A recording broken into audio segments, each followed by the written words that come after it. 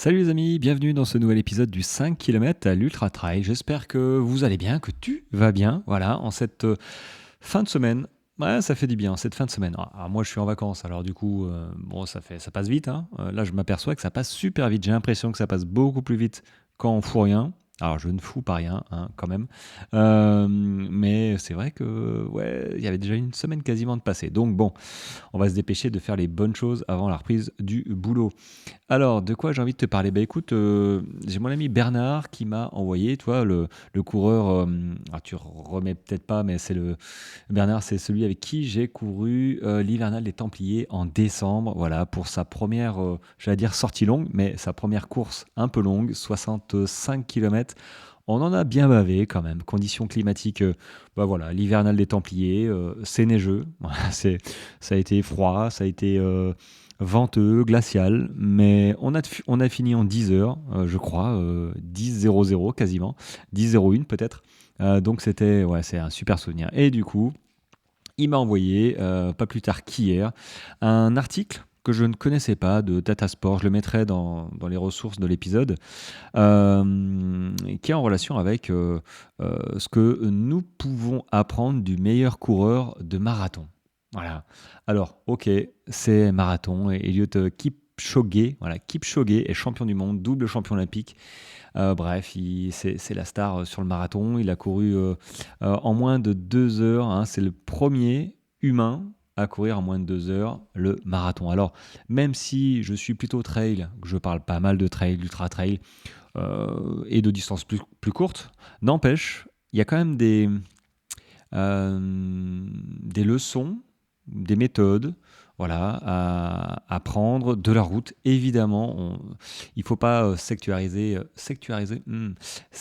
peut-être ou différencier route et trail. C'est pas forcément le même sport dans la pratique, en version pratique, hein, mais clairement, gestion de l'effort, pas gestion, mais les entraînements, oui, l'endurance fondamentale, ben, c'est la même dose, les intensités, c'est la même dose.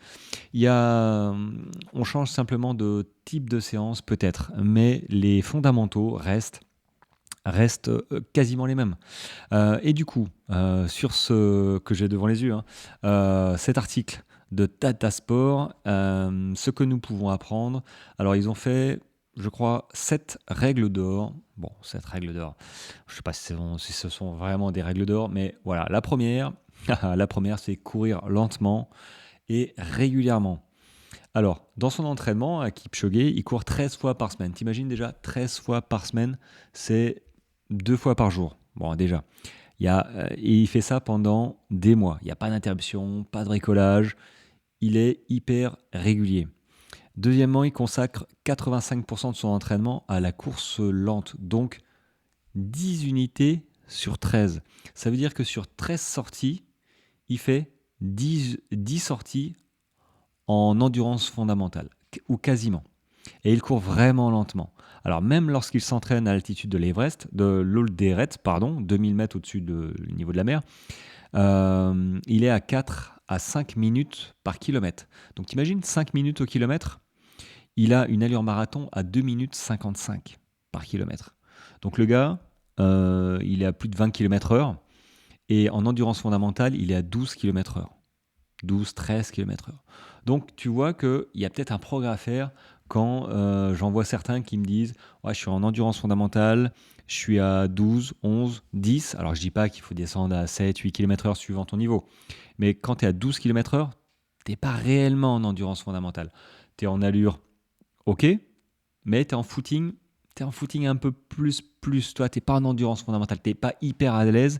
Tu ne pourras pas courir 3 heures à cette allure-là. Et lui, il le fait 10 fois sur 13. Donc, bon, voilà. Ça, c'est à méditer. Troisièmement, il effectue seulement 10% de sa course en zone 2 et 5% en zone 3. Donc, allure 5 km et plus rapide. Ouais, globalement, il est clairement en endurance fondamentale la plupart du temps. Alors, il y a aussi une autre. Alors, j'aime bien. Attends, j'essaye de. Hop. La deuxième, c'est entraînez-vous pour la course, mais ne faites pas la course à l'entraînement. Et je le dis souvent à mes coachés, il ne faut pas jouer, il ne faut pas courir, faire sa course avant le jour J. C'est-à-dire que ça ne sert à rien d'être prêt 3 semaines avant, parce que 3 semaines plus tard, tu seras moins prêt, déjà, premièrement, et éviter les séances, les sorties pour se rassurer en fait. Tu veux te rassurer, du coup tu dis allez, je vais faire la distance de la course mais en footing un peu plus léger. Ok, il n'y a pas de souci, tu as fait un 20 bornes pour préparer un semi-marathon. Si tu es débutant ou pas loin, ben, tu vas mettre du temps à récupérer. Ah, en fait, c'est ça le problème, c'est que tu mets du temps à récupérer. Et tu veux reprendre trop vite ton entraînement derrière. Donc forcément, ça pose un problème de récupération. Maintenant, si tu as le temps, enfin, si tu as l'habitude plutôt de courir des semi-marathons, que tu es rodé, ok, il y a pas de problème, tu peux t'entraîner sur des 20 bornes pour préparer un semi-marathon, évidemment. Mais si tu débutes, éviter de faire la distance de course, et puis un marathon, tu vois, tu vas pas faire 42 km pour préparer un marathon. Bon, il y a des chances que ça se passe mal, ton vrai marathon. Mais du coup, là, dans leur article, entraînez-vous pour la course, mais ne faites pas la course à l'entraînement. En fait, ils disent que l'art de l'entraînement consiste à faire clairement la différence. Accélérer encore un peu ou grimper la colline un peu plus rapidement à la fin d'une sortie n'est pas compliqué, mais on quitte ainsi automatiquement la zone 1 pour entrer dans la zone 2. Donc, c'est ça le truc, c'est que tu peux très bien faire monter la colline, la montée, il n'y a pas de problème. Tu es capable en sortie, en entraînement. Mais si tu fais ça tout le temps, en fait, tu sors de ta zone et tu respectes plus tes zones. Alors, on n'est pas des élites, c'est pas réellement un souci, on n'est pas à la seconde près, ni même à la minute parfois, hein. Mais il ne faut pas que ça devienne une habitude. Il faut réellement se mettre, conscientiser que oui, il faut respecter l'intensité demandée ou recherchée. Ça ne va pas te tuer hein, si tu montes la côte en courant un petit peu, évidemment, mais il faut que sur une sortie de 45 minutes, bah, ce soit 5-10 minutes et pas plus. Parce que là, du coup, ça va t'engendrer un petit peu de fatigue de semaine en semaine, de sortie en sortie. Et clairement, bah, quand tu vas te faire une sortie longue, tu vas être un peu fatigué. Seras un petit peu trop fatigué en fin de sortie, alors que tu aurais respecté un petit peu plus dans ta semaine. Bah, ta sortie longue, finalement, tu l'aurais faite en disant bah, c'est bien, c'est cool, j'ai pas vraiment de fatigue et du coup, je peux continuer l'entraînement. Alors, qu'est-ce qu'il disait aussi? Zut, je l'avais lu. Quelques minutes d'endurance supplémentaire sur le vélo. Alors, Kipchoge, voilà, effectivement, fait 2 fois par semaine. Alors, il fait 1 heure hein, sur son vélo d'intérieur pour récupérer musculairement un petit peu plus rapidement. Voilà. Et ça permet d'augmenter ton volume d'entraînement pour nous, un petit peu plus débutants, hein, forcément. Bah oui, faire du vélo, donc faire un sport un petit peu alterné, porté, de la natation, du vélo, VTT. Bah, là, je pense aux rameurs aussi, bref, ça permet d'augmenter ton volume. Mais c'est vrai que le vélo, c'est pas mal hein, pour augmenter le volume sans avoir les impacts articulaires, notamment après une reprise de blessure. Tu t'es fait une entorse, le vélo, ça peut être pas mal, vraiment.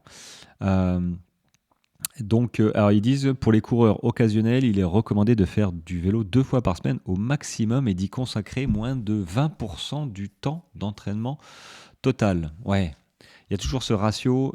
Si tu es 50% vélo, 50% course à pied, bah, ton corps aura du mal en fait à s'adapter, point de vue articulaire. Musculaire, c'est une chose, mais surtout articulaire, les tissus un petit peu mous, ligaments, tendons. Bah oui, parce que la course, ça demande de l'adaptation et de répéter les actions pour que le corps s'adapte au fil des semaines.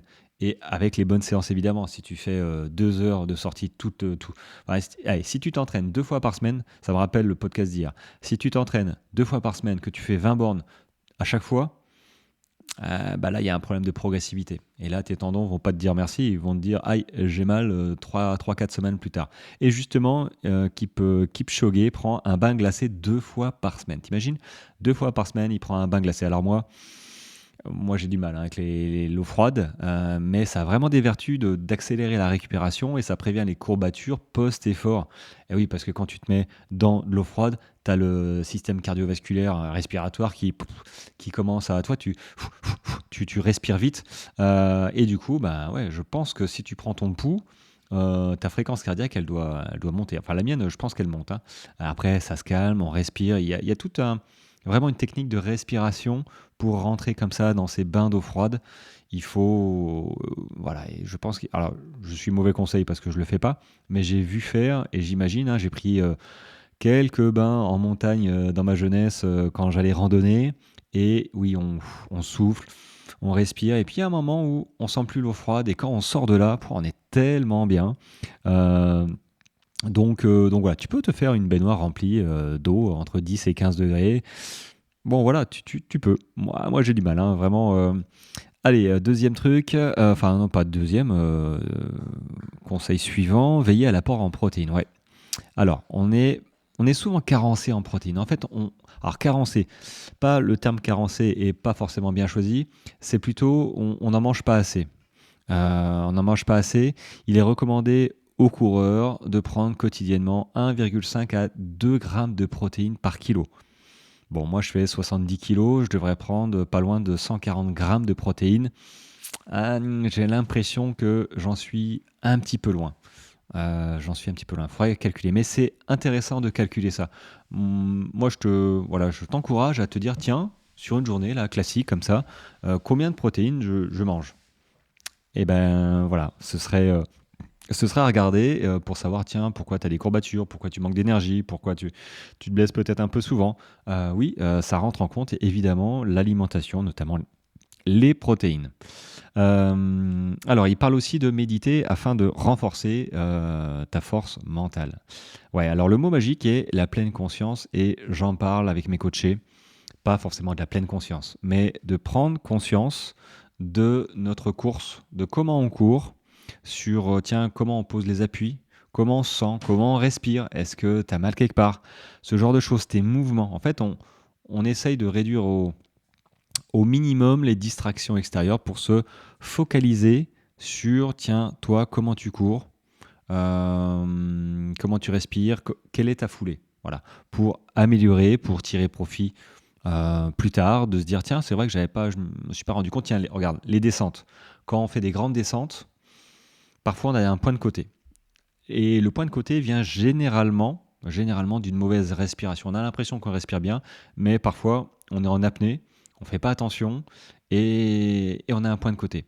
Alors ça vient aussi parfois de l'alimentation, hein. Quand tu as un ravito en haut et que tu te goinfres un petit peu et puis paf, tu repars sur une longue descente, bah oui, l'alimentation fait que tu commences la digestion, tu commences à potentiellement avoir un point de côté. Donc c'est pour ça qu'il faut généralement pas courir de suite après avoir mangé, parce que ça favorise un petit peu les points de côté. Enfin, apparemment, hein, je ne suis pas un spécialiste.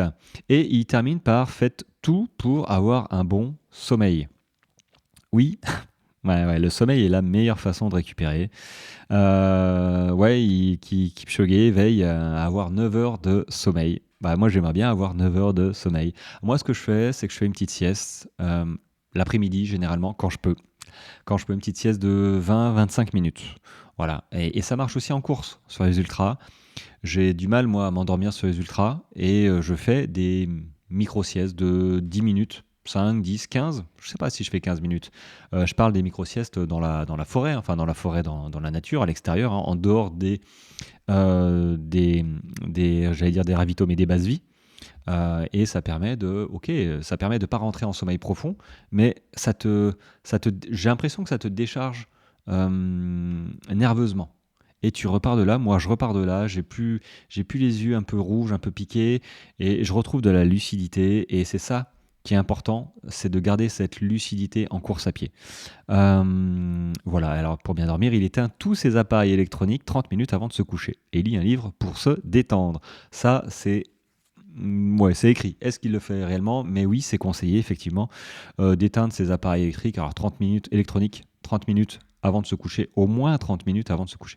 Moi, ma femme m'a offert des lunettes exprès, hein, qui retirent les lumières bleues des écrans. Et je t'avouerai que quand je les retire pour voir la différence le soir, hein, bah, j'ai le blanc de l'écran qui m'agresse les yeux. Et là, je me dis: «Waouh, en fait, on est en train de se nitrater, se polluer les yeux et forcément, ça joue sur le cerveau». Ça peut retarder effectivement le sommeil. Donc je trouvais cet article intéressant. Je vais te le mettre dans les ressources du podcast et de cet épisode vidéo YouTube. Parce que bah voilà, tu peux. Alors il y a certainement d'autres articles d'ailleurs. Ça peut être intéressant pour toi, hein, que tu sois trailer ou coureur sur route. Bon, c'est beaucoup sur route, hein, mais je trouvais cet article intéressant parce que finalement, oui, il s'adapte aussi forcément en trail. Parce que courir sur la route ou courir sur le chemin, ok, il y a des cailloux, il y a un changement de foulée, tout ça, mais la pleine conscience, le sommeil, les protéines, 80% d'endurance fondamentale, l'allure, ça rentre partout. Donc il faut en prendre conscience pour avancer et pratiquer au mieux, pour éviter les blessures et profiter de ses courses, voilà, tout simplement. Allez, j'arrête là. Si l'épisode t'a plu, bah, tu peux me liker, tu peux m'encourager, tu peux t'abonner, tu peux voilà, faire tout ce que tu veux. C'est une toute jeune chaîne YouTube. Le podcast a un petit peu moins, certes, il a 2 ans, mais n'empêche, je suis un nain au milieu des géants de YouTube et des podcasts. Allez, sur ce les amis, je vous souhaite une très belle journée. Je te dis à bientôt. Ciao, ciao.